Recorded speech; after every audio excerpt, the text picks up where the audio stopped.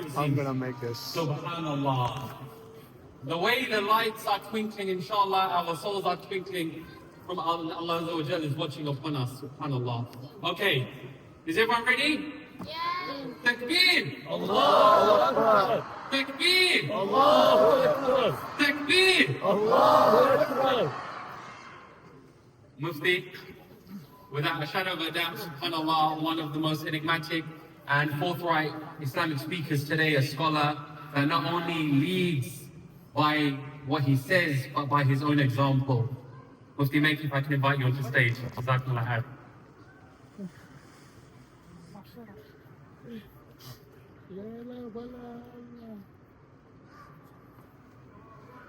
Takbir! Allahu Akbar.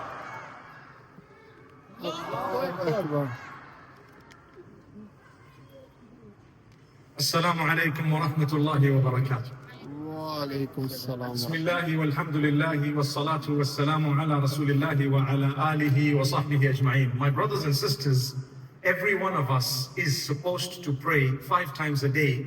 Prayer as in salah. If you look at the word salah, it is unique in the Arabic language. It does not actually translate in English as prayer, but we use the word prayer because it's the closest term to explain that we're actually connecting with our Maker.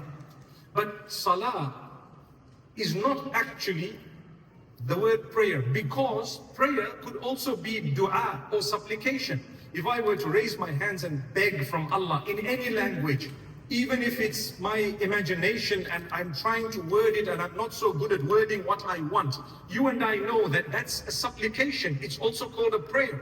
If I say to you, for example, pray what? Pray that we have a good event. Is that salah? It's not salah. It's a dua. I'm asking you to make a dua that we have a good event. What language does that?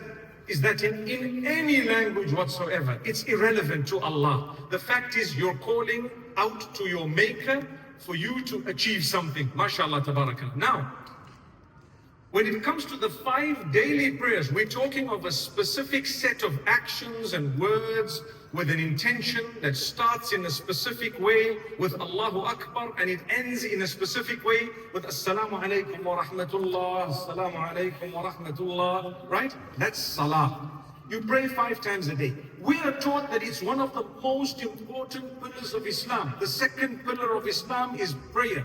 In fact, we're taught that if your prayer is in order, everything else will be in order on the Day of Judgment. And if your prayer is not in order, you may have a major disaster on that particular day. May Allah forgive us. May He make us steadfast on our prayers. Say Ameen.